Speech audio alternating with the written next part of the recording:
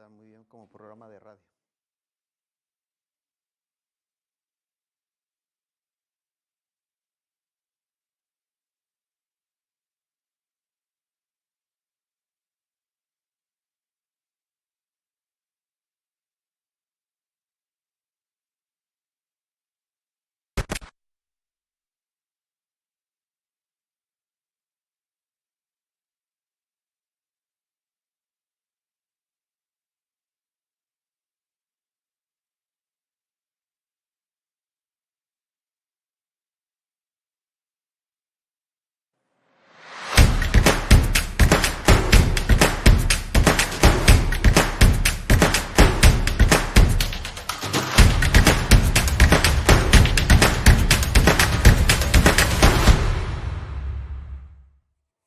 Buenas noches y bienvenidos un jueves más. Hoy dedicaremos el enfoque a la situación educativa en la ciudad. En la tertulia estarán con nosotros directores de centros educativos y responsables sindicales en la ciudad, pero antes charlaremos en la entrevista previa con el director provincial de Educación, Juan Ángel Berbel, que nos hará también una radiografía de la situación de la educación educativa en la ciudad. Buenas noches, señor Berbel. Buenas noches y gracias, como siempre, por invitarme a vuestro programa para poder dar la realidad educativa de la ciudad, aquello que pueda interesar o que afecta a nuestros oyentes como parte del proceso educativo, ya sean familias, ya sea alumnado o las personas que en general les gusten los temas educativos. Gracias a usted por aceptar la invitación de Televisión Melilla y bueno, me gustaría empezar primero porque hiciera una breve valoración, un balance de dónde estábamos hace un año y medio, casi 2 años, y dónde estamos ahora.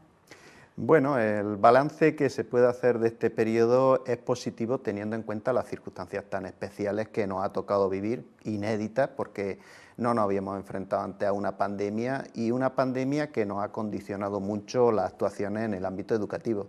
Tenemos que recordar que acabamos el tercer trimestre del curso 19-20 con una modalidad totalmente inédita, salvo la enseñanza a distancia que se estaban impartiendo, que es la modalidad a distancia, la modalidad telemática, y eso pues nos hizo percibir y contrastar que muchas familias no podían llegar a esa realidad y por lo tanto su hijo. Había una necesidad, una carestía de suministro informático, de dispositivos tecnológicos dentro de los hogares y también el saber utilizarlo adecuadamente por parte tanto del alumnado como la adaptación que supuso al profesorado esa formación tecnológica que a su vez repercutiera en beneficio del alumnado.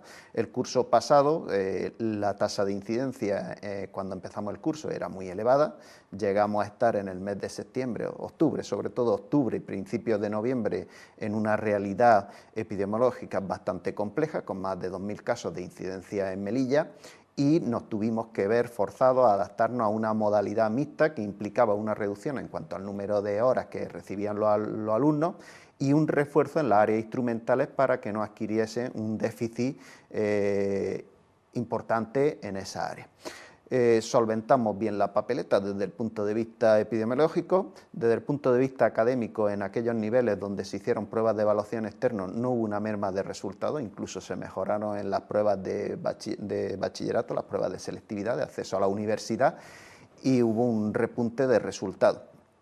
Y este curso, pues la inquietud mayor, ya una vez adaptado a lo que es la aplicación de un protocolo sanitario higiénico en los centros educativos, el mayor reto era enfrentarnos a una presencialidad completa, aspecto que en otras comunidades progresivamente en el curso 2021 se fueron adaptando, también debido a la reducción de los costes en cuanto a cupo que recibieron, que era para el curso o el año natural 2020, pero no dispusieron del mismo para el ejercicio 2021.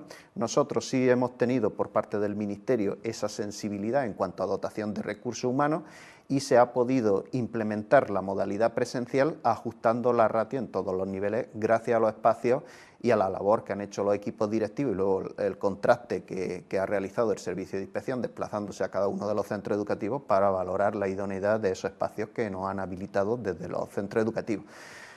El comienzo del curso, pues gracias a la labor conjunta, igual que el año pasado, agradecíamos el trabajo de todos los profesionales, tanto de la educación como personal auxiliar o la personal laboral que hay en los centros educativos, se pudo llevar a cabo con las garantías debidas y este inicio de curso yo lo valoro como francamente bueno.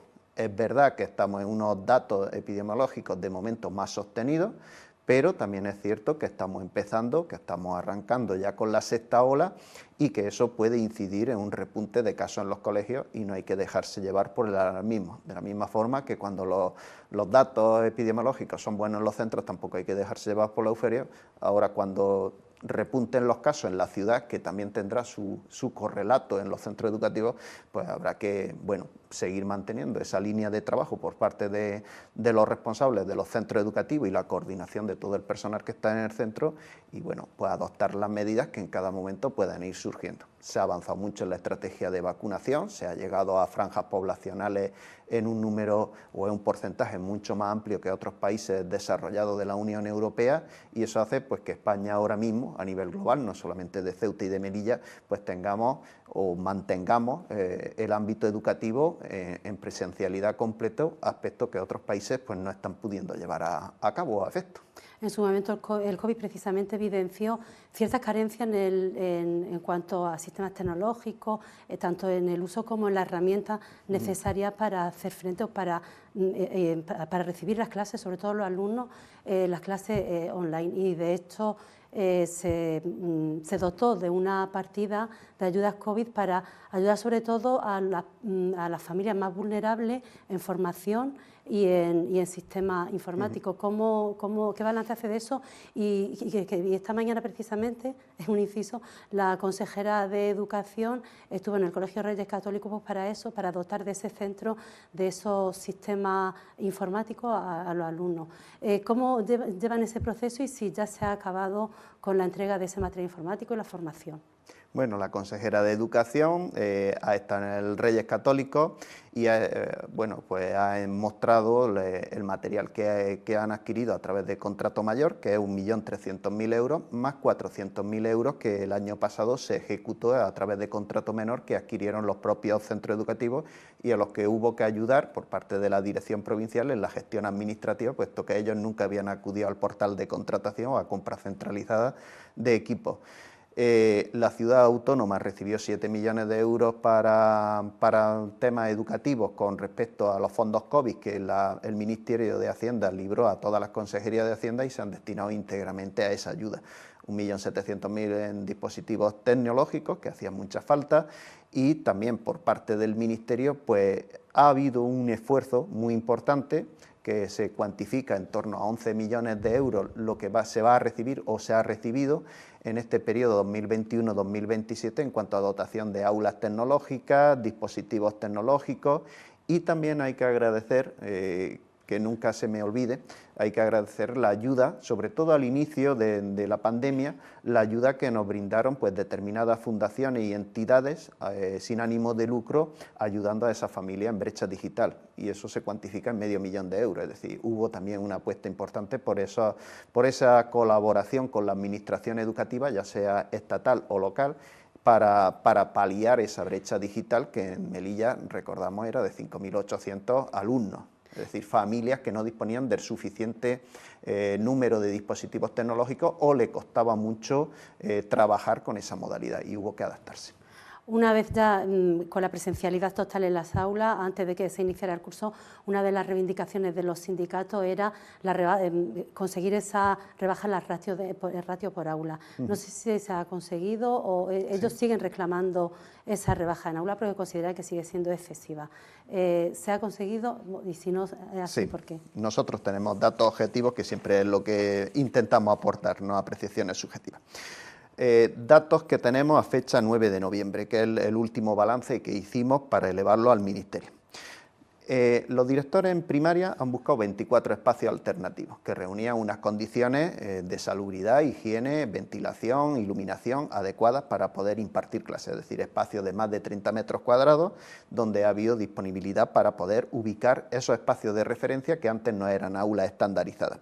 De esa manera, en la etapa, si vamos por etapas, en la etapa de infantil tenemos actualmente matriculados 3.300 alumnos, secuenciados o distribuidos en 133 grupos. Eso hace que la ratio actualmente en la etapa de infantil no llegue a 25, es decir, estamos un pelín por debajo de lo que marca la normativa. En educación primaria tenemos 7.865 alumnos, distribuidos en 292 grupos. Eso hace que no alcancemos los 27, teniendo en cuenta que ya estamos en proceso extraordinario de escolarización, tampoco superamos el 27,5, que es lo que marca, es decir, 25 es lo que viene regulado por ratio, más un 10% para atender la escolarización que se produce en periodo extraordinario. En educación secundaria tenemos 4.766 alumnos, distribuidos en 173 grupos, hace una ratio de 27,5. La ratio en secundaria es de 30 por aula, es decir, que estamos un pelín por debajo, 2,5 alumnos por debajo en la ratio. Hay que decir que en los institutos también se han buscado espacios alternativos, 19 espacios entre los 6 centros que imparten secundaria y bachillerato, es decir, que el esfuerzo por parte de los IES también ha sido bastante importante. En bachillerato la ratio la tenemos más sostenida aún, tenemos 1.239 alumnos distribuidos en 54 grupos, que es una media de 23 por aula, es decir, que es una media bastante razonable. En bachillerato nocturno, cuya capacidad es de 80, porque es otra modalidad de enseñanza, no vienen todos los alumnos, ni todos los alumnos están matriculados de la totalidad de las asignaturas que compone el currículum en nocturno, tenemos 155 alumnos distribuidos en 4 grupos, que son 39, cuando lo habitual es de una horquilla de 60 a 80. Luego en el ESPAT, en la modalidad a distancia para sacarse el título de la ESO, en el Leopoldo Queipo, tenemos 158 alumnos distribuidos en 4 grupos, que es 39,5. En el bachillerato a distancia tenemos 95 alumnos distribuidos entre 4 grupos, 23,75. Y en el bachillerato artístico tenemos 47 alumnos distribuidos en 3 grupos, que es 15,66. ¿Por qué se ha bajado la ratio? Aparte de los 24 espacios creados por los colegios y los 19 espacios creados por los institutos, se ha bajado por 2 razones. Una, detectamos un descenso de la matriculación global a nivel de ciudad. Ese descenso de matriculación global hace que ahora mismo tengamos 342 alumnos menos entre infantil y primaria, 216 menos entre ESO y bachillerato y 225 menos en formación profesional.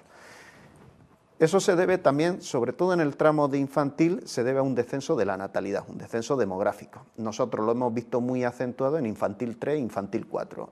Ahora mismo la horquilla de alumnado matriculado en esos 2 niveles condiciona esa bajada de la ratio bastante. Y por otro lado, el cierre de la frontera ha permitido regularizar y controlar la situación del alumnado que accede a nuestros centros educativos, más allá de cuál sea su situación de regular o irregular de estancia en la ciudad. Es decir, si está en la ciudad, ahora mismo no cabe la duda de que puedan estar marchándose todos los días. Con la frontera cerrada, con independencia de su situación, se le da respuesta educativa, y dando esa respuesta educativa, pues los números, ya digo, pues registramos en el global de todas las etapas en torno a 800 alumnos menos. Más pronunciada la bajada en infantil, y también hemos visto un descenso importante en bachillerato y sobre todo en formación profesional. Otra de las denuncias de los sindicatos es que el cupo de 170 docentes que pertenecían a refuerzo por el cupo de COVID se están utilizando, se están destinando a otros fines como para cubrir bajas u otras sustituciones. Bueno, el cupo es que viene para atender al número de unidades que se han montado extraordinarias y a las sustituciones que se tienen que ejercitar a lo largo del año, pues, por cualquier contingencia asociada a licencias de baja o permisos a las que tienen los derechos los funcionarios, los docentes como funcionarios. En ese aspecto, yo llevo aquí en Melilla desde el curso 2001-2002, salvo en estos 2 últimos años, un crecimiento tan importante en cupo nunca se había producido. Es decir, a lo sumo, si había un crecimiento natural de unidades autorizadas, pues se daba en torno a 15, 20 cupos anualmente más que el año anterior. 170 cupos implica en contratación con respecto a la situación de prepandemia de un 12%. Ninguna comunidad autónoma, salvo Ceuta y Melilla, ha tenido un crecimiento tan importante en cuanto a recursos humanos desde el ámbito docente. 170 cupos distribuidos en sus 2 cuerpos, es decir, el A1 y el A2, implica en torno a 7 millones de euros. Eso es un esfuerzo bastante importante del Gobierno de España. Evidentemente, si tuviéramos 300, ¿tendríamos trabajo para darle a esos 300? Por supuesto que sí, y las medidas de atención a la diversidad pues funcionarían mucho mejor y la enseñanza individualizada, pero hay que valorar lo que se ha conseguido. Y ese cupo que se ha conseguido, el primer año iba asociado a la modalidad mixta de enseñanza, pero en este curso ya es cupo que viene para quedarse, al menos mientras esté en funcionamiento o en vigor el plan de mecanismos de recuperación, resiliencia y transformación. Es decir, hasta el 2024 vamos a contar con ese cupo y lo deseable es que esos espacios que ahora han creado los centros, esas unidades funcionales se consoliden y ese cupo quede estructural con independencia o no sujeto a vaivenes de si tenemos más dinero o menos dinero procedentes de los fondos de la Unión Europea. Esta mañana la delegada del Gobierno en rueda de prensa anunciaba que de las más de 1.000 puestos de trabajo de planes de empleo, alrededor de 730 irán destinados al Ministerio de Educación para desarrollar un programa de mañana y tarde en los colegios. ¿Podría explicarnos qué consiste ese proyecto y cuándo se va a poner en marcha? Sí. Bueno, el programa de actividades, que la memoria que nosotros le entregamos a la delegada del Gobierno para su aprobación, con las peticiones recogidas por los centros, pues, eran peticiones muy heterogéneas, pero todas repercuten o redundan en beneficio de los centros, ya sea en el trabajo de atención al alumnado, sea en el trabajo de mantenimiento o sea en otros aspectos que siempre habían demandado los centros educativos. Nosotros le hemos dado carta de libertad a todos los directores para solicitar qué necesitan para tener en mejores condiciones sus instalaciones y la atención al alumnado. Todos los directores han apostado porque en horarios vespertinos se amplíe la jornada educativa y en brindar más servicios a las familias que así lo demanden en horario de mañana, en forma de aulas matinales. El año pasado teníamos la aula de conciliación, fue algo que con la modalidad mixta se valoró muy bien por parte de la familia, porque se atendieron a más de 1000 familias que podían dejar a los hijos en la franja que no podían recogerlos, porque estaban los dos miembros de la pareja, o si era familia monoparental, bueno, pues la madre o el padre, el que tuviera la custodia del menor, no podían pasarse a media mañana a recogerlo o llevarlo a media mañana para luego recogerlo a las 2:30 al finalizar la jornada escolar. Fue algo muy positivo y es un plan de corresponsabilidad con el que nos hemos comprometido con los centros de que dispongan. También vemos la necesidad de que los centros educativos sea algo abierto a la ciudadanía, algo abierto al alumnado y, por supuesto, a todos los profesores que tengan iniciativas para proponer programas que se puedan implementar en beneficio de su alumnado. Para ello hay dos actuaciones. Por un lado, los planes de empleo, que es personal de apoyo que nos viene muy bien para hacer esas funciones, en el mantenimiento, en la puesta a disposición de programas que no son propios del Ministerio y que se implementan con carácter innovador para ver cómo funciona y ver la recepción por parte de la familia, y por otro lado, para reforzar el trabajo también dentro del aula, tanto en horario matinal como en horario vespertino. En horario matinal, pues los directores agradecen muchísimo el esfuerzo que se ha hecho en todo lo que son auxiliares de informática. Ahora va a venir una remesa muy importante y ya está llegando, tanto por parte de la Consejería de Educación como del Ministerio de Educación, de soportes tecnológicos. Esos soportes tecnológicos hay que inventariarlos, hay que configurarlos, hay que ponerlos en marcha para que cuando se llegue al aula, pues todo esté en perfecto estado de uso. Los auxiliares informáticos son imprescindibles. Los auxiliares administrativos en los colegios son muy demandados porque no tienen ese perfil reconocido en sus plantillas orgánicas. El personal sanitario también es algo que no solamente con el motivo de la pandemia, sino pues otras enfermedades que están ahí, que son recurrentes en prácticamente todos los centros educativos, problemas asociados o trastornos asociados a la alimentación, casos de diabetes o trastornos asociados pues, a alumnado con espectro autista o con cualquier otro tipo de trastorno o de hábitos saludables que no se cumplen o que desgraciadamente pues, no tienen esa salud normalizada y se necesita de ese perfil. Todo ese esfuerzo bueno, pues se concreta en los 730 perfiles de los que ha hablado la delegada del Gobierno e implica un coste económico superior a los 8 millones de euros. Es decir, 8 millones de euros que la delegación del Gobierno pone a disposición de los centros educativos de acuerdo a la demanda que han hecho sus directores. El pasado 11 de noviembre el Gobierno acordó estabilizar al personal interino de la Administración en su puesto de trabajo en el que lleve desde el año 2016, creo, si no recuerdo mal. ¿Esto afecta a los docentes?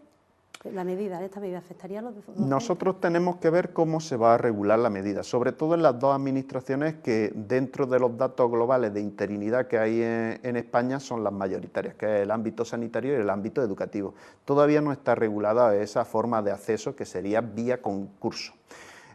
Actualmente lo que tenemos es concurso-oposición, es decir, que quizás sea constitucionalmente hablando a lo que estamos más habituados en cuanto a regulación.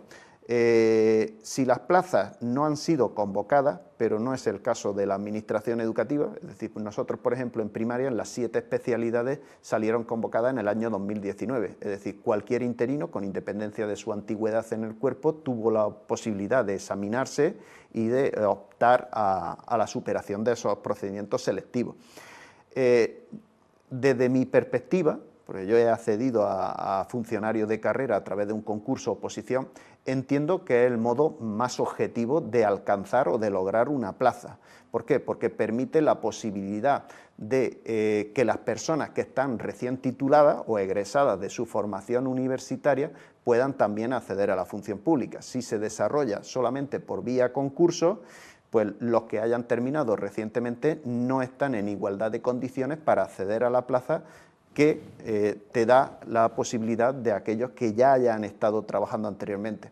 Es decir, si en un concurso oposición ya estás valorando el tema de los méritos académicos que pueda aportar el solicitante, el hecho de restringirlo solamente a esa modalidad pues implicaría un perjuicio a los recién licenciados, bueno, en este caso graduados, porque ya estamos en el Plan Bolonia, que puedan salir de las facultades, salvo que se haga como en ocasiones anteriores, en los años 90, sobre todo, y alguna convocatoria en los años 80 también, una restringida, es decir, que se establezca 2 procedimientos de acceso. Uno, fase méritos, para aquellos que ya están trabajando, con un mínimo de antigüedad, y otro, concurso-oposición, para no blindar todas las plazas a un determinado colectivo, sino que tengan todas opciones a presentarse. No obstante, eso tendrá que salir regulado. Cuando salga normativamente regulado, pues nosotros acataremos la decisión que se adopte por parte de la mesa de negociación que se reúna y de los ministerios implicados, que no es solamente el educativo al que afecta, sino que afecta a todas las administraciones públicas, es decir, a un colectivo grande o prácticamente a todos los ministerios, el dar esa posibilidad de consolidar la plantilla. La Unión Europea, por otro lado, nos está tirando permanentemente de la oreja, en el buen sentido de la expresión, en el aspecto de que tenemos que reducir la tasa de interinidad, puesto que hubo un periodo donde la tasa de reposición por jubilación o por otras contingencias derivadas de no seguir en una determinada función, se restringió al 10%. Desde el 2017 se alcanzó un pacto de Estado, en ese momento por los 2 partidos parlamentarios más representativos de la Cámara Baja, por el que se comprometieron en un plazo de 5 años, que se extenderá al 2023, acababa en el 2022, por el tema de que no se hicieron procedimientos selectivos por motivo de la pandemia en el 2020, se comprometieron a sacar el máximo número de plazas a concurso oposición para dar la alternativa a todas las personas que estuvieran trabajando, al menos en el sector educativo. Y ya para ir finalizando, que nos quedamos sin tiempo, el Consejo de Ministros del pasado martes aprobó el Real Decreto de Evaluación, que entre otras medidas que contempla, está quizá la más llamativa, la de la supresión de los exámenes de recuperación de junio y septiembre en todas las etapas de enseñanza obligatoria. ¿Cómo se va entra en vigor el curso que viene y no sé cómo se va a aplicar el sistema en Melilla? Bueno, en Melilla se seguirá igual que en el resto de las comunidades autónomas, porque hubo un debate ahí en el Consejo de Estado donde se hizo una consulta jurídica en el aspecto de que había comunidades que no querían aplicar el Real Decreto si salía promulgado en el presente curso académico, que era lo que estaba establecido y lo que finalmente se ha publicado en BOE el pasado, bueno, ayer, se aprobó en Consejo de Ministros el martes y se publicó ayer. Hay que decir que, bueno, se toma una visión muy sesgada de ese Real Decreto, porque en primaria ya no existía convocatoria extraordinaria, ni en infantil evidentemente tampoco, sí existía en secundaria. Visto los resultados académicos de las convocatorias extraordinarias por el porcentaje de alumnado que se presentaba a las mismas y la tasa de eficacia académica obtenida, era un balance muy pobre, porque salvo los alumnos que les quedaba un número reducido de materias suspensas, en septiembre no mejoraban el trabajo que había que presentar a lo largo del curso académico. Luego no tiene mucho sentido ese periodo de 2 meses si te ha quedado un número excesivo de materias suspensas, porque luego la realidad nos indicaba que no se la preparaban adecuadamente, sí el que le quedaba un número reducido, pero no los demás. Y en el caso de bachillerato, en la etapa voluntaria, en la etapa posobligatoria, digamos, sí se mantiene la convocatoria extraordinaria, pero se está valorando el adelantarla, como se hizo en segundo bachillerato el curso pasado. En el caso de segundo bachillerato era porque también los plazos administrativos en la universidad exigían ese adelantamiento de las pruebas, y se está valorando que primero de bachillerato la convocatoria extraordinaria, en vez de hacerse en el mes de septiembre, a inicio de septiembre, el 1-2 de septiembre, pase a realizarse en el mes de junio. En cuanto a los ciclos formativos, hemos hecho una consulta porque en el Real Decreto no aparece nada al respecto en lo que a evaluación se refiere. Probablemente no haya tampoco convocatoria extraordinaria. Sí implica, en el caso de los ciclos formativos, la superación de la totalidad de los módulos. En el caso de la ESO, aunque se ha generado debate, más bien sesgado, en el aspecto de que se puede pasar de curso con independencia del número de materias suspensas, eso no es cierto, se pasa de curso con 1 o 2 materias suspensas, y en el caso de que te queden más asignaturas será una decisión de la Junta colegiada, es decir, de la Junta de Evaluación. Eso ya se producía con la LONCE, con la LOE, con la LOCSE, es decir, siempre se ha reunido la Junta de Evaluación para determinar qué es lo mejor para un alumno, y se va alumno por alumno.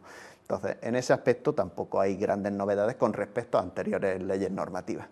Lo más singular pues puede ser el hecho de que con una asignatura suspensa puede determinar, que no es obligatorio que lo haga, siempre es la excepcionalidad, puede determinar la Junta de Evaluación dar el título de bachillerato, pero tampoco es algo que nos debe llevar a espanto.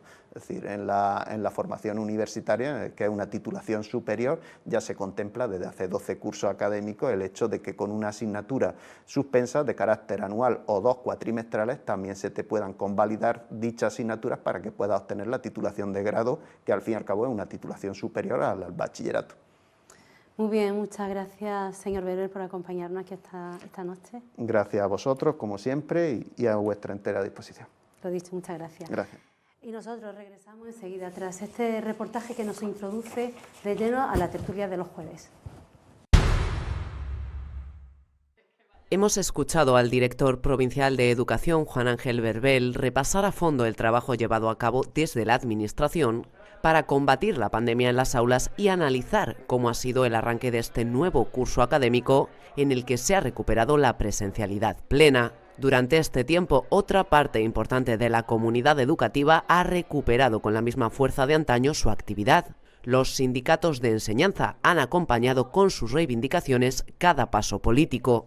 Uno de los momentos álgidos tuvo lugar nada más arrancar el curso, cuando comprobaron que muchos centros escolares volvían a superar la ratio por aula que marca la ley, un umbral que la Dirección Provincial de Educación aseguró que sí se lograría respetar este año.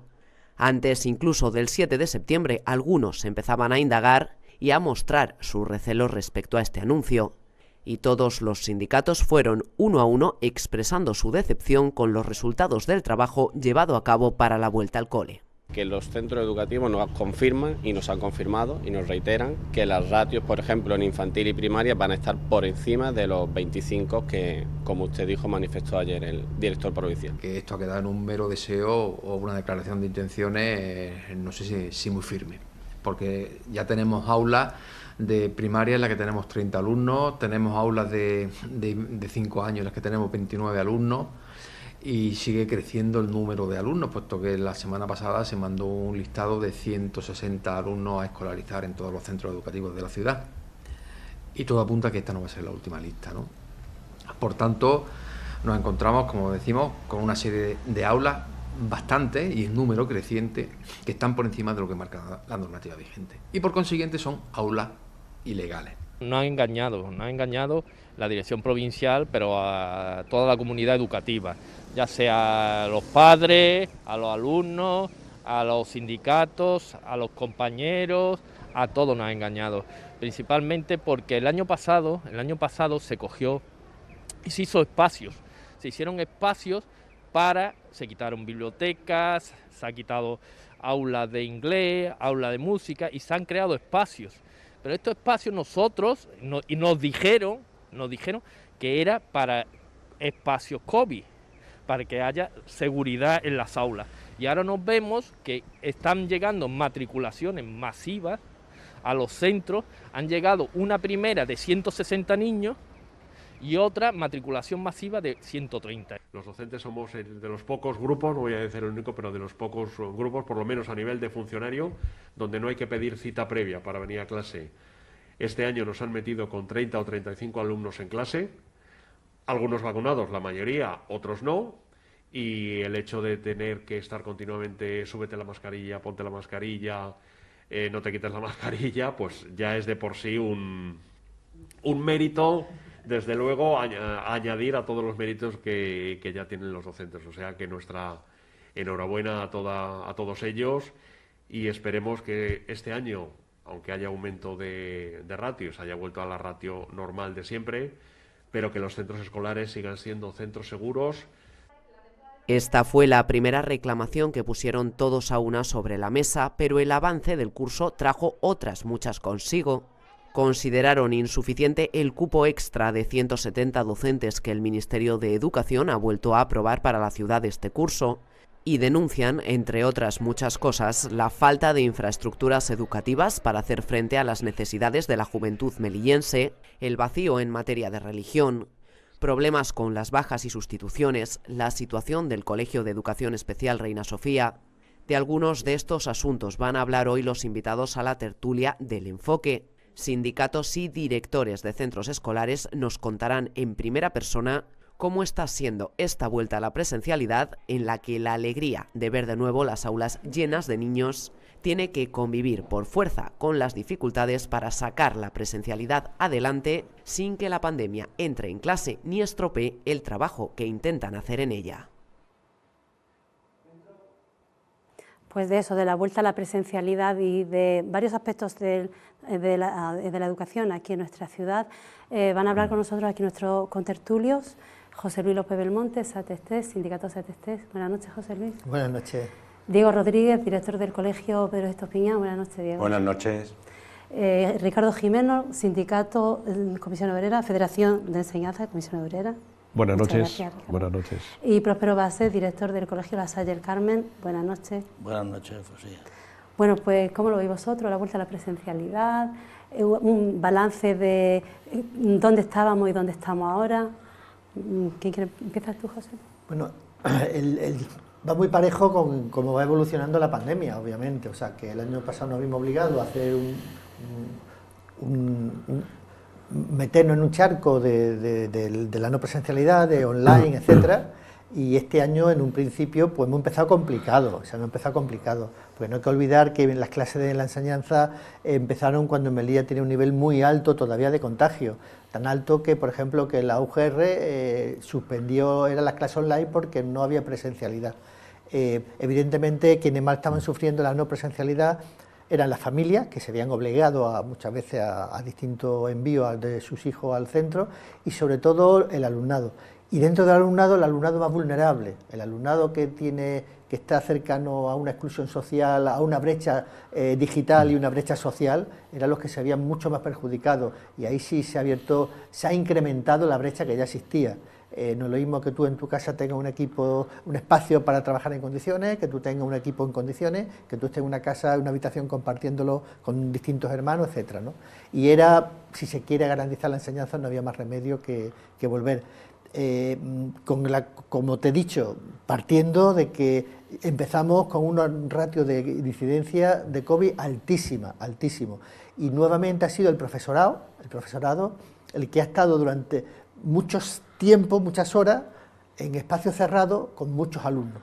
O sea, es cierto que se han tomado medidas de precaución, y bueno, lo que ocurrió el otro día en el Real, bueno, pues es un ejemplo que no se ha extendido, pero el riesgo está patente, mientras todavía vemos las inmensas dificultades que hay para acceder a otros ministerios, a otros organismos públicos, que parece esto que nunca se acaba de llegar a donde uno tiene que plantear las cosas.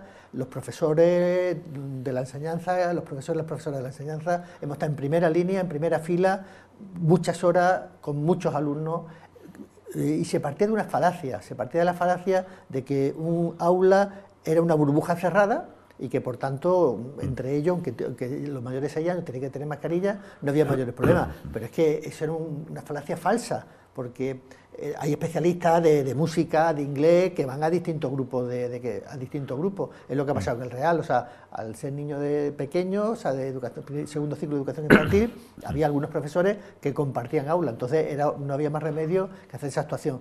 Pero la presencialidad, siempre que se garantice los temas sanitarios, es lo deseable, es lo que posibilita que todo el alumnado esté en condiciones si no de igualdad, pero al menos que puedan atender las explicaciones y la vida social que genera la vida en un centro escolar.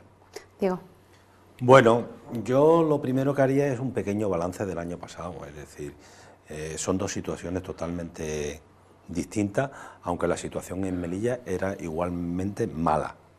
En una época y al inicio del curso igual había una incidencia importante COVID, y solo reflejar del año pasado es que había 2 turnos, era la mitad del alumnado, por lo tanto se podía respetar un poquito más lo que era la distancia, y la mascarilla con los niños. Ya sabemos que en infantil pues fue lo gordo y se cerraron aulas de infantil precisamente por lo que estaba comentando José Luis, en que los niños no llevan mascarilla y que los grupos burbuja, pues sí, los grupos burbuja, incluso dentro de un centro, si es ya bastante difícil de hacer por los especialistas que está hablando José Luis, que tienen que entrar, que tienen que salir o dejar de hacer ciertas cosas, como se dejó de hacer educación física o música, por eso por no pensar que los niños cuando salen a su casa se rompe el grupo burbuja, vuelven al colegio y la incidencia que han tenido cada niño con cada grupo, cuando vuelve al colegio, la burbuja es ficticia, es que durante 5 horas,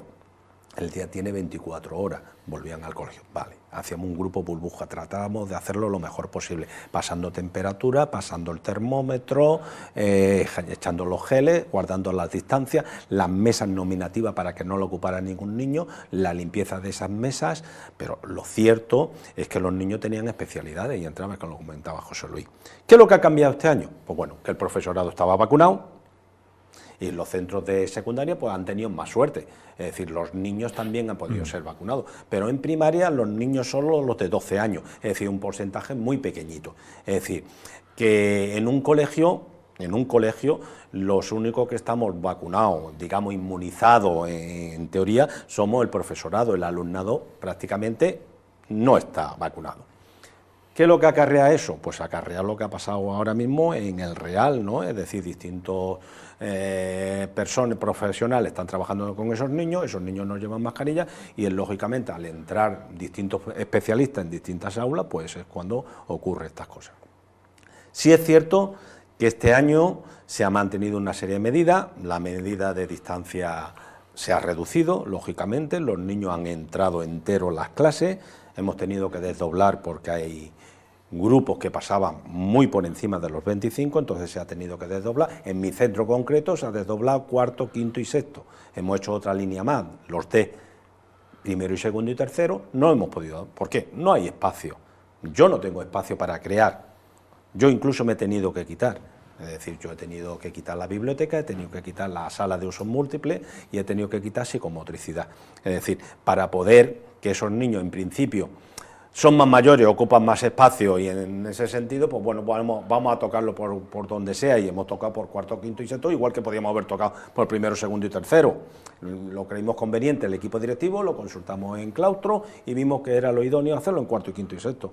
Igual nos equivocamos que igual no nos equivocamos, porque esto es como una lotería, es decir, en principio lo que estamos tratando de salvar es una pandemia con unos déficits, lógicamente que eso esto va a repercutir en nuestros alumnos. Es decir, eso ya repercutió el año pasado, en las pruebas de tercero, ha habido un bajón terrible. Este año, pues vemos que los niños tienen muchas deficiencias, es decir, los 2 años en lectura, en comprensión lectora, en velocidad lectora, se ve que hay un parón que vamos a tener un hándicap durante 4 y 5 años de superar y que estas promociones pues serán pues promociones COVID y se notará cuando los procesos sigan hacia adelante. Ventajas que veo, por ver alguna, es decir, el profesorado también va envejeciendo. Las sustituciones, ha habido muchas sustituciones, hemos tenido que sustituir mucho, y sustituciones de sustituciones, es decir, ha habido bajas, ha habido cuarentenas, y todo eso repercute en los alumnos que también por contacto se han quedado en casa. Todo esto trae sus cambios también de organización, es decir, este año hemos tenido que cambiar la organización del centro otra vez para poderlo acoplarlo medianamente a las medidas sanitarias.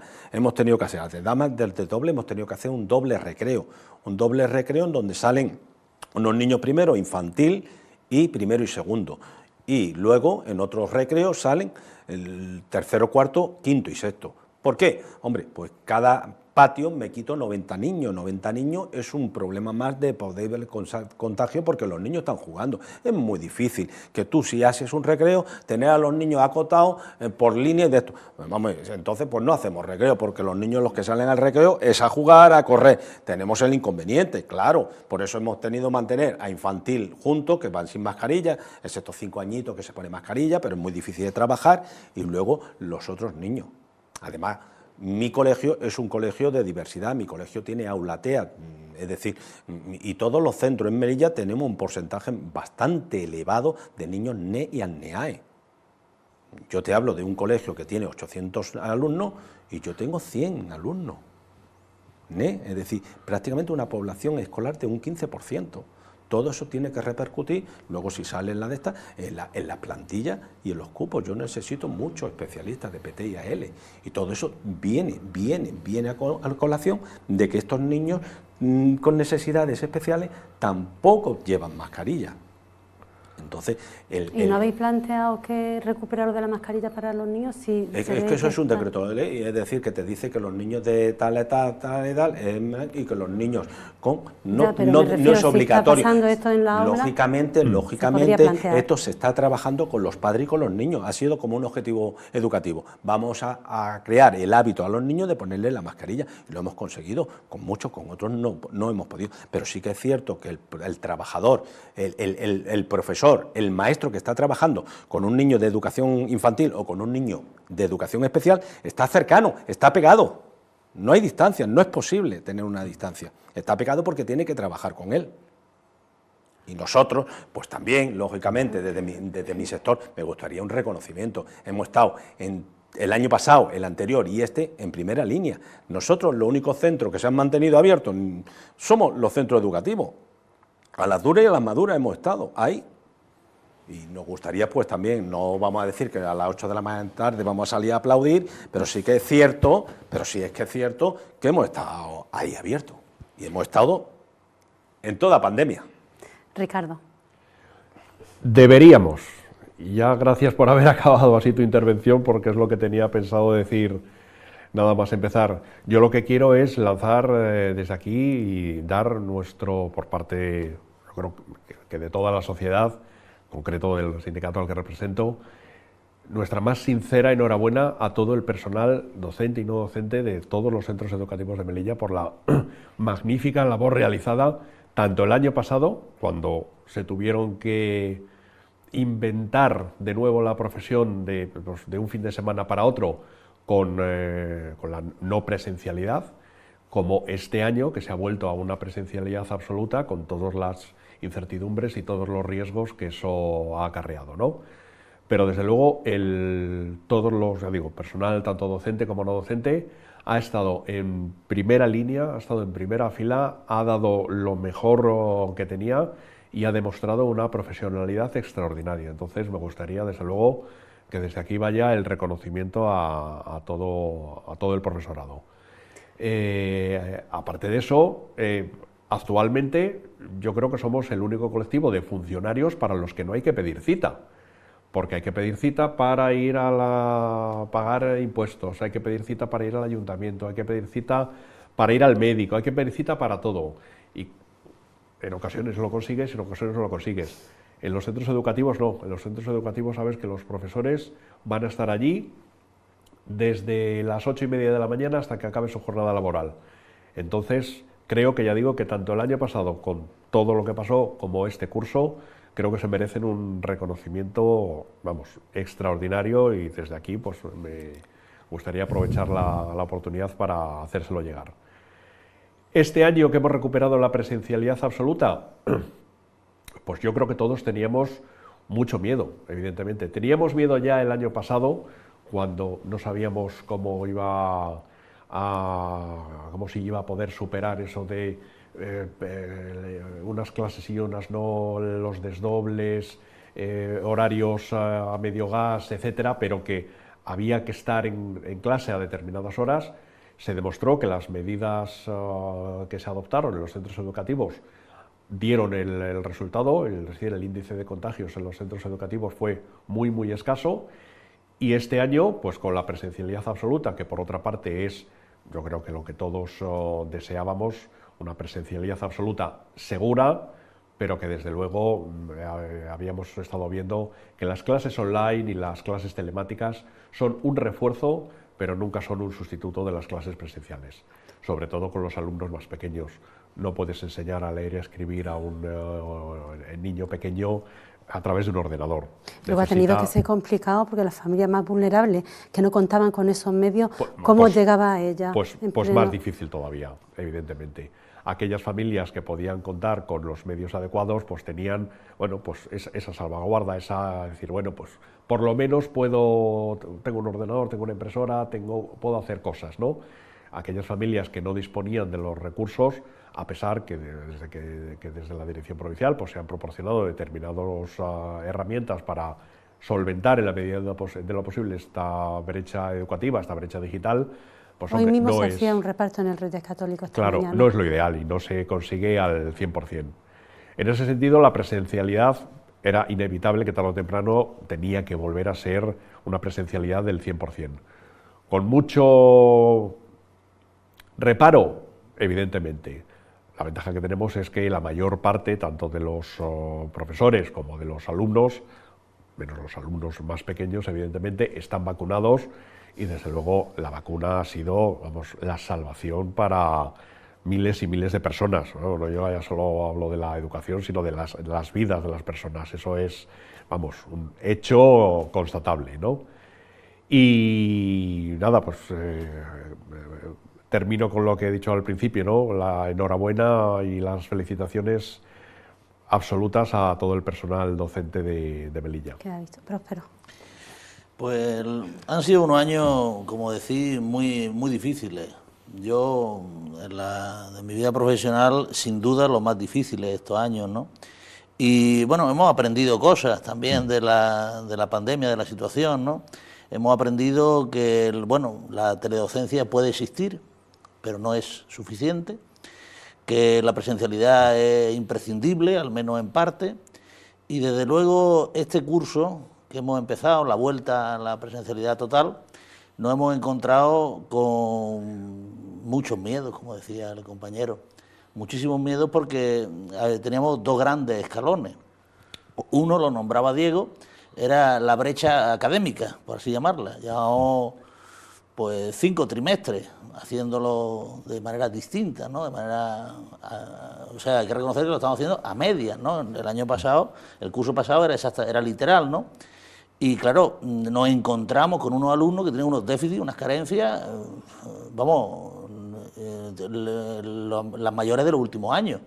Nosotros recogemos datos y eran incomparables, o sea, unas distancias brutales, ¿no? Entonces, ante eso había que actuar. Tenemos que, o sea, no solamente tenemos que abarcar o abordar la parte sanitaria, que era muy difícil, de ratio y tal, pero tenemos que abordar también la parte académica, porque claro, lo que no habían adquirido, tenemos que intentar que lo consigan, ¿no? Eso por un lado. Y luego por el otro lado, el tema de la seguridad, estaban todos otra vez en clase, la ratio, es verdad que hemos tenido ayuda, es verdad que ha habido un grupo COVID, y en este caso, tanto a la pública como a la concertada nos han ayudado y lo han tenido muy en cuenta desde la Dirección Provincial y desde la Consejería. Pero por otro lado, las ratios eran elevadísimas. En nuestro centro las ratios son, vamos, brutales, ¿no? Yo saco una conclusión de todo esto. Las cosas que se van haciendo mal, pero no se da importancia, cuando vienen mal dadas, cuando vienen dificultades como la que hemos tenido, como la de esta pandemia, pasan factura. Entonces, solucionarla de buena a primera es muy difícil. Se ha intentado y se han puesto remedios, pero la situación de Melilla, no hablo de los últimos años, de hace muchos años se ha ido cada vez encreciendo hasta un punto en el que nos hemos encontrado que cuando hemos intentado arreglarlo no se arregla de un día para otro. Y aunque ha habido ayuda y ha habido grupo COVID y ha habido ayuda económica, pero las clases son las que son, los espacios son los que son, podemos reconvertir espacios, pero no podemos estirarlo más, ¿no? Entonces, está claro que hacen falta centros escolares en Melilla y que ya a partir de ahora debemos aprender todo y sacar una lección y decir las clases a 25 y a 25. Y tenemos que, claro, y el resto pues tendrá que estar en otros colegios que tienen que estar por hacer, y que esa lectura es imprescindible que se haga cuanto antes y que se ponga a trabajar. Bueno, ya verá que están haciendo algún colegio, pero todavía es necesario muchos más, sin duda. No sé si queréis añadir alguna cosilla más sobre este aspecto. Con respecto a las construcciones, porque estoy aquí, el último centro que se hizo fue el mío, ya hace 11 años. La natalidad se disparó en 11 años. El mío ya salió cojo, es como cuando se hizo la incineradora, ¿no? Pues ya salía deficitario, pues con mi colegio ya salía deficitario, no bajó prácticamente la ratio. No bajó, ¿por qué? Porque ya venía que faltaba hacía tiempo otro colegio, y en 11 años no se ha hecho ni otro colegio. Y estamos padeciendo toda esa ratio inmensa que hemos tenido y que padecemos, y que vamos a padecer durante 4 o 5 años hasta que no se termine el Gabriel de Morales, si no se termina el hipódromo o si no se reinicia otro centro escolar. Porque eso es patente. Es decir, trabajar con una ratio así, primero, con el asentismo que tenemos, con el fracaso escolar, es lógico que tenemos que hacer porque tenemos que bajar la ratio. Y aquí no solo es culpa de los profesionales, que no, es que no, de la familia, la suya, pero también de la administración. Hay que construir porque tenemos que bajar una ratio de 13, 14 niños, que es cuando un profesor, con las diversidades que hay en Melilla, con la cantidad que ya os he dicho, más de un 15% de mi población escolar de mi centro, son NEE. Es decir, y si la mía es así, pues yo me imagino que las demás rondarán por el estilo. Y ahí necesitas tú, vale, vamos a mantener un cupo. No, pero bueno, es que tienes que tener una plantilla para atender a esos niños que te entran por ordinaria y resulta que luego no tienen los apoyos y depende de los cupos. Claro, nadie tiene culpa, porque si no están diagnosticados y no están de esto, vale, perfecto. Tú eso te lo puedes tragar y puedes pedir aumento de cupos, te lo dan o no se te da. Pero lo que sí es que la atención temprana tiene que funcionar el 100%. Y tiene que haber unos recursos invertidos en atención temprana para detectar todos esos casos de 0 a 3 antes de que lleguen a los centros. Me parece fabuloso lo que se ha dicho, la inversión que se va a hacer de 0 a 3. Se necesitan muchos más centros. Es deficitaria la ciudad en 0 a 3. Y la construcción de centros de 0 a 3 es importantísima. Porque eso no es un niño igual que el que viene y entra en 3 años, que el niño que ya ha estado trabajando, cogiendo hábitos y costumbres y trazos para llegar ya a 3 años. Y es primordial. Si la escolarización ahí empieza y somos capaces de pasar del 30 y pasamos a un 70, eso se va a notar, lógicamente, porque es escandaloso el fracaso escolar que tenemos aquí. El abandono en secundaria es de verdad que nos tenemos que poner todos y todas las pilas, porque no se cabe y la administración no quiere darse cuenta. Y la administración es no la administración de Melilla, es la administración en Madrid. Da igual quién esté en el poder. Hemos pasado por distintos partidos políticos y a todos hemos recurrido y a todos hemos pedido más construcciones escolares y, como bien dice Diego, el último, que además vino el ministro Gabilondo a inaugurarlo, el último fue el Altos del Real, ya ha llovido desde entonces. 11 años para 12. El curso pasado nos dimos cuenta de una cosa, bueno, nos dimos cuenta de muchas, pero entre ellas, lo bien que sea clase con 15 alumnos o con 12 alumnos. Es verdad que tiene que estar la mañana completa, pero la experiencia no la recordábamos los profesores. Lo bien que se enseña. Claro, lo bien que se enseña. Y lo bien que se aprende. Claro, lo bien que se, por supuesto. Y a eso hay que sumarle la forma de interpretar lo que tuvo el profesorado. Lo del año pasado fue tremendo. Por ejemplo, un profesor que diera en primero de secundaria tenía que repetir la lección 4 veces, pero a pesar de eso, por el ratio que teníamos era cómodo. O sea, en el fondo estamos redescubriendo una situación que hacía años que no la habíamos vivido. Y insisto, es prioritario, o sea, no podemos seguir así. Ya ha pasado, ya no hemos visto en el momento clave que no estamos preparados, tenemos que prepararnos para el futuro. O sea, estoy totalmente de acuerdo. Hay un elemento importante. La ley dice el número máximo de alumnos 25, pero nosotros reivindicamos no 25, nosotros reivindicamos la misma media que existe en España. En España existe la media en los centros de infantil y primaria de 20,8. 20,08 y no 27, 28 como estamos actualmente, incluso este año aquí, porque aunque el director provincial insista en que pueda haber todavía menos de 25, bueno, hay muchísimas clases, muchísimas unidades que sobrepasan ampliamente. Hay uno de 33 en el hipódromo, hay muchas de 29, 30 y 31 en Alto del Real, en Pintor Eduardo Morilla. Bueno, sigue habiendo muchas clases que sobrepasan ampliamente el número máximo y nosotros no nos conformamos con el máximo legal, queremos ese tipo de situaciones. Y por ejemplo, y no solo lo decimos nosotros, los informes anuales del Consejo Escolar del Estado los ratifican y nosotros pensamos que hay que habilitar espacios. Pues hay un índice que es el índice de alumnos por profesor y si en Melilla se aplicara ese índice, pues habría que contratar, aparte de los 170 del COVID, que bienvenidos sean, 60 más, 50, 60 más profesores, no para tener más, para tener la media de nivel estatal.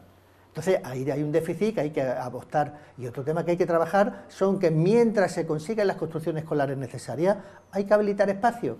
Y lo menos malo que puede ocurrir, lo menos malo es habilitar espacios. Y hay espacios libres en el nuevo Instituto Virgen de la Victoria, que todavía tiene aulas sin utilizar. La Escuela de Arte, que antes estaba Virgen de la Victoria, tiene aulas sin escolarizar. Hay distintos espacios que todavía se pueden utilizar. Y en el peor de los casos, se puede desdoblar los sextos, por ejemplo, para generar más aulas, para dividir las aulas. Si como dice Diego, en su centro han podido dividir tercero, cuarto y quinto, y no primero, segundo y tercero, pues si se van los sextos, por ejemplo, a otro espacio, bueno, pues significa que esa aula se puede utilizar para que se desdoblen y se contraten a los profesores que Melilla necesita, porque si Melilla también tiene un número importante de maestros en paro, se podría contratar más profesores para atender esa clase. Entonces, no podemos estar deficitarios de espacio, deficitarios de profesores, de cupo de profesores. Bueno, el debate era la presencialidad en la aula. Yo tengo preparada una encuesta sobre qué opinan los padres o los melillenses sobre esto, sobre la vuelta a la normalidad o a la presencialidad en la aula. Cuando quieran mis compañeros. Mayormente como abuelo, porque ya mis hijos son mayores, ¿no? Antes por online era más complicado porque los padres trabajan, entonces si los niños están en casa, ¿quién los controla?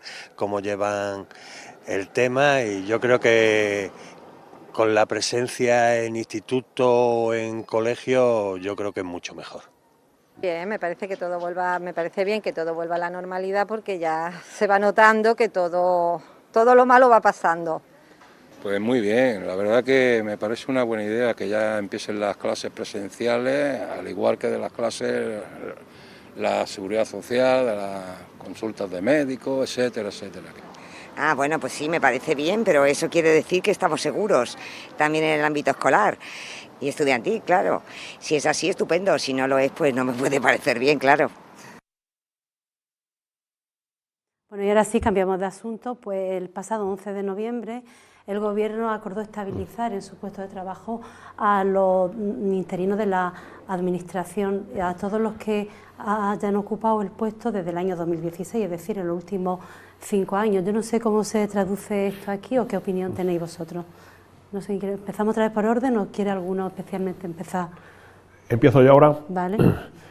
Bueno, el acuerdo al que ha llegado el Gobierno, PSOE y Unidas Podemos, con los grupos parlamentarios de PNV y Esquerra, es realmente un acuerdo político. Es decir, PNV y Esquerra han pedido eso y el Gobierno se lo ha concedido en un principio a cambio de una estabilidad en los presupuestos. No ha tenido en cuenta ningún criterio educativo ni ningún criterio que bien los representantes, los sindicatos de de enseñanza u otros partidos políticos hayan podido aportar a eso que es tan importante para el futuro de tanta gente, para el presente y para el futuro de tanta gente. No es cierto que se vayan a beneficiar todos los interinos ni que se vaya a estabilizar a todos los interinos que estén trabajando desde el año 2016. Primero, eso ha sido como un globo sonda lanzando una noticia a la que hay que añadir mucha letra pequeña y a la que hay que añadir pues, mucho detalle para ver cómo se va a lograr la estabilización de esos interinos. Porque, en primer lugar, que se estabilice simplemente así porque lo hayan acordado determinados partidos políticos es realmente inconstitucional. Nadie puede acceder a la figura de funcionario público, de funcionario del Estado, sin haber pasado por un concurso oposición. Una vez que se ha pasado por ese concurso oposición, habrá que determinar en qué medida afecta y cómo se realiza ese proceso de estabilización, de manera que aquellos interinos docentes se vean realmente afectados por la medida a la que están, por ejemplo, que estamos viendo ahora, a la que están queriendo acceder desde hace tanto tiempo. Desde nuestro sindicato, lo que hemos pedido y lo que se firmó en el mes de julio junto con UGT y con CESIF es una estabilización de todos los interinos en el plazo de 10 años, pasando por un concurso oposición, pero valorando al máximo el tiempo trabajado por esos interinos, pero garantizando, eso sí, el sistema jurídico y el ordenamiento jurídico que actualmente hay en España. No se puede decir que se va a acceder a la función pública sin pasar, entendemos nosotros, y así nos lo han transmitido también los servicios jurídicos, sin pasar por un concurso oposición. Entonces, esto que quiere aprobar el Gobierno, lo primero, habrá que ver que sea constitucional, y lo segundo, habrá que ver la letra pequeña y cómo se acaba por determinar todo eso para ver cómo pueden verse afectados todos los funcionarios, en este caso docentes de aquí de Melilla, que vayan a acceder a esos puestos de trabajo. Porque lo que dice también ese acuerdo es que se estabilizan las plazas, no los interinos. Estabilizar las plazas quiere decir que las plazas estructurales que salgan a concurso podrán ser cubiertas por aquellos interinos de Melilla o no de Melilla, del resto de España, que cumplan determinados requisitos.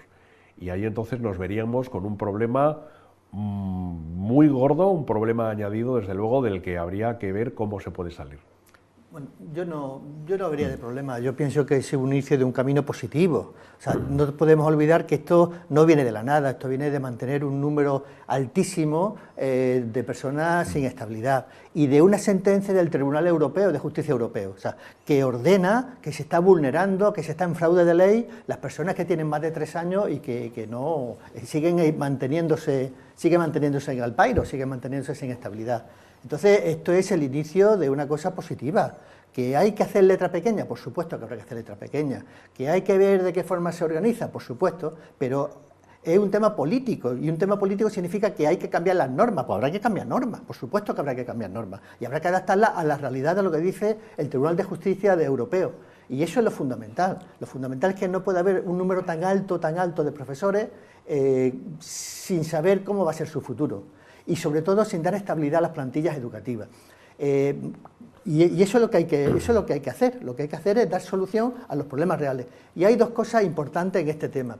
Por un lado, no se puede olvidar que al menos en la enseñanza, las personas que están trabajando de interino han entrado por mérito, capacidad y con publicidad. En otro ámbito yo no sé cómo entra la gente todavía, pero aquí no han entrado por enchufe, oiga, aquí han entrado con mérito, capacidad y publicidad. Y eso me parece fundamental y tenemos que reconocerlo siempre. Y hay otro dato importante a destacar. Estamos en una coyuntura sociológica donde un número alto de profesores, pues nos jubilamos ya, tenemos una población docente envejecida y se tiene que jubilar, se tiene que ir jubilando. Entonces, en este momento hay plazas y trabajo para todas las personas, o para todas las personas interesadas en trabajar en la administración pública. Nosotros como sindicatos llevamos muchos años, más de 20 años, defendiendo que hay unas plazas que están ocupadas los interinos que deberían ser para los interinos, porque ya han entrado por mérito, capacidad y publicidad, salvando los aspectos legales correspondientes. ¿Por qué? Pues porque esas plazas tienen que ser los que están para ellos, pero las plazas de nueva creación y las plazas de jubilación deberían ser pues, por oferta libre para cualquier persona que quiera hacer esas plazas. Y son dos cosas, dos patas que no se pueden olvidar. Primero, que los que están por mérito, capacidad de publicidad, y de así hemos hecho nosotros concentraciones, movilizaciones, hicimos huelgas en otros ámbitos, en otros lugares. Melilla, el profesor no quiso hacer huelga el otro día, y hemos movido ese tipo de cuestión. Pero nos parece fundamental ese, primero, y el segundo, que hay posibilidades laborales para los que están y para los que quieran entrar. Diego, ¿alguna opinión? Yo como director pido estabilidad. Estabilidad significa tener una plantilla estable. Hoy no existe una plantilla estable. Existe un funcionariado de carrera con destino definitivo y un funcionario interino que cada año me puede cambiar. Eso lleva consigo perjuicios organizativos y perjuicios escolares, que influyen mucho en el rendimiento de los alumnos. Si yo tengo una interina en 3 años, un ejemplo, y el año que viene no me viene, pues ese niño que va a estar en el ciclo de infantil de 3, 4 y 5 años, ¿qué va a tener? ¿Una profesora cada año? Pues sí, eso es la realidad, pero no debería ser. Entonces tenemos un problema en la educación, que tenemos mucha gente en temporalidad. Y no se permite en ningún sitio que la temporalidad salga gratis. Esa temporalidad tiene que tener su recompensa. La forma de acceso es la letra pequeña que vendrá y que lógicamente se tendrá que arreglar cómo van a acceder. Pero en principio lo que sí es cierto es que existe un problema. Y un problema muy grave. Y eso no es de hace 5 años, ni 6, ni 7, ni 8. Es decir, esto lo estamos padeciendo. Y los que tenemos una responsabilidad escolar, yo me quisiera ir en el mes de julio, cuando me voy, sabiendo que yo, de mis 50 y tantos profesores, tengo 50 y tantos. Y que solo me va a variar en el cupo y que voy a pedir aumento de cupo en las cosas que me van a surgiendo de diversidad o las cosas que me van a surgiendo nuevas. Pero yo saber y trabajar con una plantilla, sabiendo qué programas tengo que realizar, qué programas tengo que dejar de hacer o qué iniciativa tengo en esos profesores para meternos en cualquier iniciativa pedagógica o de investigación, es primordial en la educación. ¿Cómo se va a alcanzar? Ha sido el inicio de una batalla que va a ser larga. ¿Por qué? Porque tiene mucha letra pequeña, pero es cierto que ahí existe un problema. Y un problema que tiene la educación y que hay que resolver. No podemos estar eternamente con interino, porque hace daño a la enseñanza. Nosotros estamos en el lado contrario. Nosotros sí tenemos estabilidad en la plantilla y lo consideramos una fortaleza, indudablemente. Yo me voy en julio sabiendo lo que me voy a encontrar a la vuelta, con los horarios hechos, porque nosotros siempre... La plantilla es estable, sencillamente es estable. Me puede variar alguno, se jubila, alguna contratación, alguna baja, pero eso hace que efectivamente los programas, lo que uno vaya a programar, lo que vaya a desarrollar el curso próximo, pues lo puede hacer con toda seguridad porque va a funcionar, ¿no? Nosotros en ese sentido creemos que, ya digo, es una fortaleza, es algo que nos mejora. En cuanto a la ley, yo creo que es un camino de mejora. O sea, yo estoy convencido que la idea es que lo que se busca es que esas plantillas se vayan estableciendo y el porcentaje de interinos sea cada vez menor, porque de esa manera funcionaríamos mejor, ¿no? Pero ya digo que no es nuestro problema, sino todo lo contrario. Bueno, yo creo que ya vamos a pasar al siguiente asunto porque creo que nos vamos quedando sin tiempo, y es sobre el Real Decreto de Evaluación que ha aprobado el Gobierno, aprobado en el Consejo de Ministros el pasado martes y publicado en el Boletín Oficial del Estado ayer, y donde lo más llamativo es quizás pues, la supresión de los exámenes de recuperación en junio y septiembre. Uno de los argumentos que aducía ayer, después del Consejo de Ministros el martes, la ministra, era que de esta manera lo que se pretendía o el objetivo era erradicar ese asentismo escolar tan elevado que existe en España. ¿Empiezan los directores o los sindicatos? Yo si quiero empiezo por lo que es primaria. No, perdona, tenemos un vídeo antes. El Real Decreto aprobado el pasado martes por el Consejo de Ministros entrará en vigor este curso 2021-2022 y contempla los nuevos criterios de titulación en el sistema educativo. El sistema de evaluación tiene que hacer y hace un especial hincapié en la detección temprana de las dificultades en las que se encuentran nuestros estudiantes a lo largo de su etapa educativa y, por tanto, también un hincapié especial en adoptar medidas de refuerzo tan pronto sea necesario y de medidas de recuperación.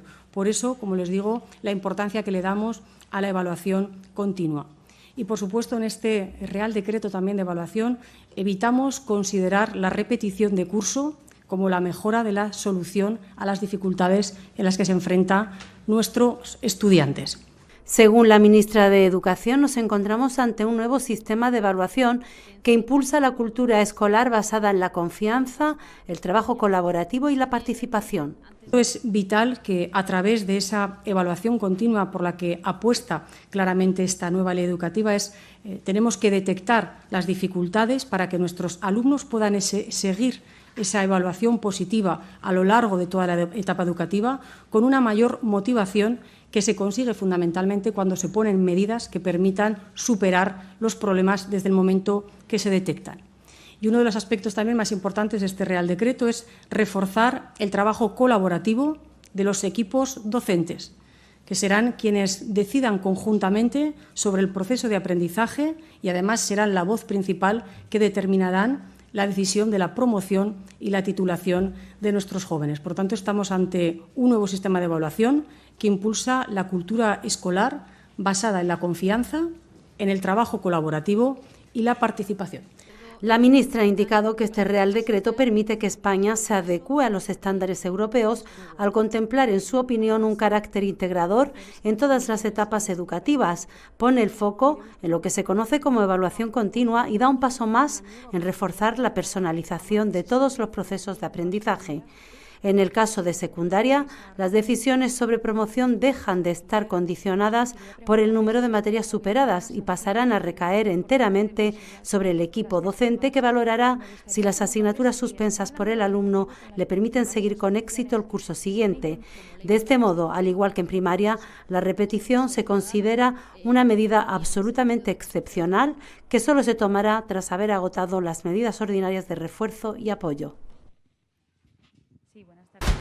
Este es el resumen del Real Decreto. Diego, sí. Retoma. Yo ya hice antes hincapié en que era primordial una evaluación continua y yo ya empecé diciendo que era primordial que los equipos de atención temprana empezaran y se hicieran unos recursos importantes, porque no olvidemos que es importante de empezar desde abajo, 0, 3 años. Luego eso sirve de mucho de canalizar los problemas que vayamos teniendo con esos niños para tratar de solucionar que eviten el fracaso escolar. Y todo eso lleva consigo una serie de recursos, una serie de ampliación de profesionales dedicados a eso. Vamos a ver, todo lo que ha dicho la ministra con la evaluación significa que va a aumentar un montón de recursos. Y, vamos a ver, si extraordinaria ha sido la repetición siempre ha sido extraordinaria. Para que un niño repitiera teníamos que darse distintas circunstancias. La primera circunstancia es que no haya fallado todo esto y el niño, por edad, en el sistema educativo español pasaba, pero es que tampoco podía dejar de pasar. No nos olvidemos del cupo de alumnos que tenemos en clase.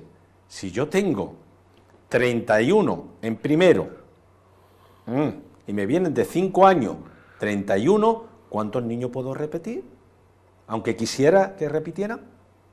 ¿Qué pongo? ¿Una clase a 38 y paso a segundo que pasen 24? Es decir, ya el propio sistema y con el número de alumnos que tenemos, ya hacía que la repetición fuera algo ya muy limitado. Ahora, segundo, se produce la repetición. En mi caso, en mi colegio, por lo menos intentamos que repita el niño que se le va a sacar un provecho. El niño que no, que se ha hecho una atención, que tiene una atención por la familia, que el niño tira hacia adelante y podemos, lógicamente, pero si no, es muy difícil que repitan, porque la misma organización te está obligando, por el número de niños que tengamos, a lo mejor si alguna vez estamos en 12 y 13, no sé si nos plantearemos eso, pero de momento no. El equipo docente siempre ha decidido la repetición. En esta ley y en la anterior, en el equipo docente, la jefe de estudio, la orientadora y la tutora se reunían para ver las dificultades que tenían ese niño, y según ese niño nosotros progresaba o no progresaba. Por lo menos en mi colegio llevamos funcionando así X años, y a partir de ahí en donde se decidía qué niño pasaba o qué niño no pasaba. Ahí tenemos otro problema gravísimo en sexto. En sexto hay otro problema gravísimo. ¿Cuántos niños repiten? ¿Cuántos niños no repiten? ¿Cuántos niños decimos, bueno, que lo asimile secundaria? Vamos a ver, aquí es todo muy relativo. Entonces hace falta muy buena inversión, mucho aumento de recursos si queremos de verdad llevar una evaluación continua, efectiva. Es decir, del niño que vaya teniendo problemas, irle poniendo recursos para tratar de superar. El niño que tenga dificultades, hacerle un currículum especial. El niño que vaya, dice, porque si no, de verdad, de todas las formas para desarrollar también tiene mucha letra pequeña y también hay que irlo estudiando, porque, bueno, también hay una realidad, una realidad totalmente distinta primaria a lo que es secundaria. Y luego lo que es bachillerato, bueno, también hay otro salto. Y luego el enlace que hay con formación profesional según el Real Decreto. Es decir, que tiene mucha miga, que es muy bonito, ¿eh? Es muy bonito si somos capaces de hacerlo. Es un avance, como decía antes José Luis también con lo interino, yo creo que es algo positivo. Ahora, se necesita recursos por parte de la Administración, muchos recursos para poder llevar a cabo todo eso. De todas formas, también lo decía en la entrevista al director provincial del MEC, que en realidad lo único novedoso es que se puede pasar de curso en bachillerato con una asignatura pendiente, pero que todo lo demás ya está implantado prácticamente. Eso más o menos venía a decir. Lo que plantea este Real Decreto, hace año y medio hicimos un estudio en el Consejo Escolar del Estado, en la Comisión Permanente, y estudiamos todos los países de Europa junto con Canadá y Estados Unidos. Y los datos eran clamorosos. O sea, España multiplicaba por 4 el número de personas que repetían y el número de personas que suspendían asignaturas, por 4. Entonces, quitando cuestiones coyunturales de poder pasar, de hueco, etcétera, etcétera, los datos son así de objetivos. Entonces, ¿por qué en otros países no ocurre y aquí sí ocurre? Evidentemente hay un problema de currículum excesivo, que no se llega, y se repite y no se llega. Pero en concreto, si miramos, habéis dicho los problemas, actualmente los alumnos en primaria pueden repetir una sola vez, y el problema de la evaluación, quien va a decidir si pasa o no pasa, aunque tenga una suspensa, es el equipo docente, y eso es fundamental, el equipo docente es el que va a decir, y en los institutos, pues tenemos que valorar, por ejemplo, eso de pasar con asignaturas, no pasar con asignaturas, o lo de quitar los exámenes de septiembre. Yo es que le diría a los profesores que dicen lo contrario, ¿tú sabes el número en secundaria, cuántos se presentan a la recuperación del bachillerato en septiembre? ¿Cuántos van? ¿Y en qué estado van? Pues el número que se presentan es bajo y el estado que se van es bastante paupérrimo, porque lo que se tiene que centrar es, sobre todo, en el periodo escolar con los apoyos necesarios. Y ahí sí estoy de acuerdo con Diego en el sentido que hace falta recursos para darle esos apoyos a las personas que lo necesiten. Ahí sí que hacen apoyo, porque lo que no puede ser es que si un niño tiene problemas, sea el padre que tenga dinero o lo mande a una academia o un profesor particular. Esa no es una solución para todo, es una solución para las personas que disponen de los recursos económicos para hacerlo. Pero tenemos que buscar soluciones para toda nuestra población escolar. Y dar soluciones a esa población escolar significa que dentro del proceso educativo, dentro de nuestras aulas, tengan los apoyos necesarios para garantizar esas situaciones. Otra cosa que se vio viendo toda la situación de Europa y todos los países de Canadá y Estados Unidos es la importancia del gabinete de orientación. Es fundamental el gabinete de orientación, porque te va a decir en qué tiene que apoyar y compensar a nuestro alumnado para que no tenga esos déficits tan importantes.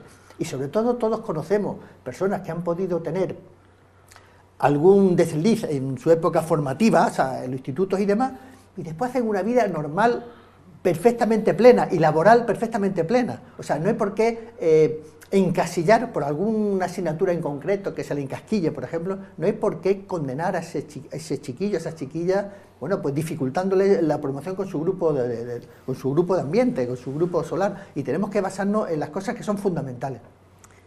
Ricardo. A mí no me acaba de convencer este Real Decreto. Y no me acaba de convencer por una cosa que habéis mencionado fundamental, que es desgraciadamente me tengo que remitir a la experiencia de todos estos años. Y sería muy bonito todo esto en un mundo perfecto y en un mundo ideal donde se dieran todas las circunstancias, todos los apoyos, todas las inversiones, todos los profesores y todos los centros necesarios para poder llevar a cabo esto. Efectivamente, en esas circunstancias sería, como dice la ministra, en un ambiente colaborativo, de organización, de amor, paz, amistad, etcétera, etcétera, pues estaría muy bien. Pero yo creo que tenemos, y ya concretamente con la situación en Melilla, tenemos unas deficiencias tan graves que pasan por la falta de profesores y fundamentalmente por la falta clamorosa de espacios, como para que así, de un año para otro, nos vengan todas las infraestructuras y todos los medios necesarios para poder llevar a cabo esa implantación, que tiene que ser ya desde este curso, de este nuevo Real Decreto.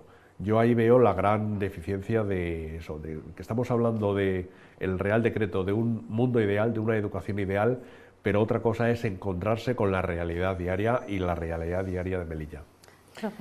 No hay gobierno que no toque las leyes educativas, ¿vale? Volvemos otra vez a otras normas, otras reglas, otro currículum, otros criterios de promoción, otros criterios... No son ni buenos ni malos. Valen cualquiera, pero necesitamos una estabilidad, o sea, ya está bien, o sea, de estar mareando la perdiz, mareando a los profesores, otra vez a reorganizarse de otra manera distinta, ahora otra vez se repite en primaria solamente segundo, cuarto y sexto, primero y tercero. ¿Cuándo vamos a llegar a un consenso educativo que tanto se ha pedido, que tanto se ha solicitado desde todos los ambientes? Los profesores, yo te hablo de lo que veo en la sala de profesores, están cansados de este tipo de cambios continuamente, o sea, ahora otra vez volver a cambiar. Eso genera una inestabilidad que no es bueno para nadie, no es bueno para el alumnado, no es bueno para los padres ya. O sea, la ley educativa parece casi de broma, o sea, pero entonces ¿con cuántas se supone? ¿Con cuántas se puede? ¿Con cuántas? No, esa estabilidad es imprescindible. Ahora bien, es verdad que o sea, la tendencia es a que no se repita. Es verdad que en secundaria te encuentras que, bueno, que el equipo docente decide, que en fin, que se... Pero cuidado, que no se denuncie no quiere decir que haya menos delitos. Que no repita no quiere decir que estemos haciendo lo mejor a nivel comparativo, ¿no? O sea, lo que aquí debemos de quedarnos es con la prueba de diagnóstico o con los resultados que estamos teniendo, con el abandono escolar que exista, ¿no? No por el hecho de no repetir, vamos a hacerlo mejor, ¿no? Entonces, bueno, yo considero que esta es vuelta otra vez a lo mismo, o sea, casi nada nuevo bajo el sol. Es una ley que, bueno, que puede valer, pero el problema que lo tenemos es la inestabilidad con la que nos encontramos. Ahí daba la clave, ese gran pacto por la educación, que tanto... Sí, que tanto se demanda, pero no se alcanza. Pero ¿no? el pacto por la educación hay que quererlo. Y hay que consensuarlo. Claro. Este pacto, con todos sus defectos, tiene más apoyo que el anterior, que estaba aprobado solo por una mayoría, que solo un partido. Este tiene más, pero el problema no es ese, el problema es el consenso que hay que conseguir, y claro que los docentes estamos desde la pública, queremos también una estabilidad y una ley que nos sirva para todos, que pero claro, un poco en el tiempo, ¿no? Y no 15, tanta... 20 años, una generación, 2 generaciones, perfecta, si lo queremos, pero la cuestión es cuando no se quiere, pues entonces hay dificultades y hay que seguir hacia adelante. ¿Por qué? Pero no solo por España, sino porque Europa también te demanda. Tú tienes unos déficits que tú no estás cumpliendo. Tú tienes un asentismo terrible. Tú tienes un abandono terrible. Tú tienes un fracaso terrible en las pruebas internacionales. Y habrá que poner remedio. Y de una forma o de otra. Claro, el remedio viene con recursos. Yo siempre lo digo, el recurso no es la panacea, porque a mayor recurso tampoco se ve que haya muchas veces mayor rendimiento. Es decir, pero sí que es cierto que para hacer, por ejemplo, esto que yo he comentado, estos necesitan muchos apoyos, porque hay muchos niños que van retrasados. Y no por eso, sino porque hay desigualdades desde la casa. No todo el mundo tiene los mismos recursos. No partimos todos desde el mismo sitio, sino cada uno parte de distintas etapas. Y cada uno tiene una madurez, como dice José Luis, que a lo largo del tiempo, algo que fue una piedra en mi camino, resulta que yo llego a ser un magnífico arquitecto, un magnífico médico. Y tuve un problema de literatura que no podía pasar es decir, ahí estamos todos de acuerdo, es decir, pero es, y hay que tener ganas de consensuar. No nos fue tan mal con la EGB y perduró en el tiempo, creo yo, ¿no? Bueno, hay porque aquí hemos tenido continuos cambios de la ley educativa y lo que decía pero que hace luego falta es que no hay tanto cambio, porque luego entre la LOE y la LOMSE es una modificación, la LOMSE de la LOE. Y decretó y hicieron algunas derogaciones y emitieron algunas cosas. Luego posteriormente se han ampliado otras cosas. Es decir, que en el fondo, desde mi punto de vista, la reforma debería ser más amplia para como yo veo la educación que está en España y en concreto en Melilla. En Melilla, es decir, se necesita una serie de acicates mucho más grandes de los que... Pero claro, el consenso es lo que manda. El análisis en Melilla es muy distinto al de España, ¿eh? O sea, si comparamos España con el resto, pero es que ya si comparamos Melilla ya nos encontramos... Ya estamos en otro sitio. Que la situación... Ya estamos en otro sitio. Esto va a hacer un análisis aparte, ¿eh? O sea, esto totalmente. es otro sitio. Y cuando lees la ley, lo que decía, refuerzo, apoyo, el sistemas personalizados de recuperación... Hay que hacerlo, esto se necesitan los medios suficientes, esto es importantísimo. O sea, no puede ser un canto al sol, ¿no? Pero no solo ya en los niños, sino incluso en muchas de las familias. Es decir, en muchas de las familias se necesita un apoyo, porque esos niños no todos tienen la suerte de poderlos meterle en una academia. Es decir, ya tiene otro déficit, es decir, desde el colegio lleva el déficit a la casa porque en la casa no le pueden ayudar, con lo que la bola se hace cada vez más grande, con el fracaso es más grande. Las motivaciones son mínimas. Es decir, en esa casa mejor no hay un libro, no hay un texto, no hay una proyección, no hay nadie que haya sacado una titulación, no hay nadie universitario. Y todo eso hay que fomentarlo, todo eso hay que trabajarlo, y todo eso hay que trabajarlo también con la familia. Y a lo mejor pues es innecesario retomar algunos aspectos de formación en familia también.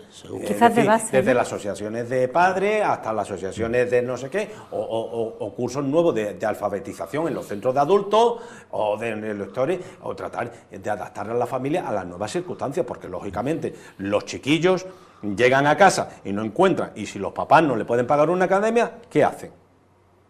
Fracaso, abandono temprano, malas cualificaciones profesionales. Es decir, esto es una cadena, y yo creo que cuando a mí escucho a ciertos sectores decir que la educación es un gasto, no, perdone, la educación siempre será una inversión. Sin duda. Porque no hay nadie, ningún profesional, ni nadie que no haya pasado por un maestro, una maestra. Y si no hay una inversión ahí, de verdad, nuestros profesionales serán por lo que tengan que ser. Luego, la educación es un pilar fundamental, en eso es estamos. Que hay mucha discusión, ahora empezar la discusión, habla muchos caminos, o sea que ahora se nos queda corto el concepto de igualdad de oportunidades, ahora hay que hablar de un concepto de equidad, que no es exactamente igual, después están los índices ESCS, Índice Económico, Social y Cultural de los Padres, que influyen de forma importante también en este tipo de cosas. O sea, que empezar a hablar de discusión es empezar a hablar y dosificarlo, porque no da tiempo. No nos va a dar tiempo, además tenemos una encuesta también en la que, bueno, para los padres tampoco ha caído, entre los padres no ha caído muy bien este Real Decreto. Me parece una tomadura de pelo para la gente que se esfuerza y que uno tenga que pasar, por ejemplo, quedándole una a la universidad. Yo lo veo eso una toma de pelo, no sé lo que quieren hacer con la educación. Cada gobierno que entre hace lo mismo, yo no lo veo justo. Para una persona que vaya a la clase por tal de asistir a la clase y que no estudie y que le den el título de bachiller, yo no lo veo de lógica eso. Me parece, fatal. No lo veo nada positivo ni nada optimista, desde luego. Se supone que una persona, cuando avanza, es porque ha recuperado unos estudios. Si va con una suspendida, me parece que no es lo correcto. Yo me parece que esto vamos hacia atrás, ¿no? Porque entonces antes había una ilusión, había una pequeña motivación por recuperar asignatura. Ahora, si apruebas, apruebas, y si no apruebas, ¿qué pasa? ¿Te la dan por bien hecha? Y entonces vamos para atrás como los cangrejos. Porque va a bajar la calidad de la enseñanza y todo se va a reflejar sobre todo cuando ya la gente vaya a universidad, a grados superiores, y va a repercutir a nivel, sobre todo comparándonos con Europa. Pero me parece un absurdo, porque precisamente España es uno de los países de Europa con el nivel más bajo académico y con el mayor asentismo escolar. Entonces, ¿aquí a qué jugamos? Aquí todo vale, a pasar, pues no me parece justo. Y además que eso no es forma tampoco de premiar a un buen estudiante, porque le quede lo que le quede, van pasando de curso y luego ¿qué pasa? Menos teoría y más práctica, y el que valga, pase una carrera, y el que no, que vaya a formación profesional, que es una enseñanza que te sale con mucha posibilidad para trabajar. Pues muy mal. Primero porque España ya destaca en el nivel académico súper bajo. Segundo porque hay que recuperar, hay que enseñar, hay que educar. Y bueno, y los profesores tienen que estar pendientes de los niños, el que supere las pruebas sí, el que no, no. Y bueno, todos hemos estudiado, unos valemos para estudiar, otros para trabajar, otros para formarnos, esta formación profesional que prepara muy bien a la gente, que tiene mucho mercado laboral, y no todos valemos para estudiar, unos carpinteros, otros electricistas, cada uno para lo que sirve, pero bueno, que formen a la gente desde pequeños. Y no que lo dejen, venga, más sentismo escolar, más problemas. Al final, más analfabetos habrán en España, para no variar, como siempre España en la coletilla.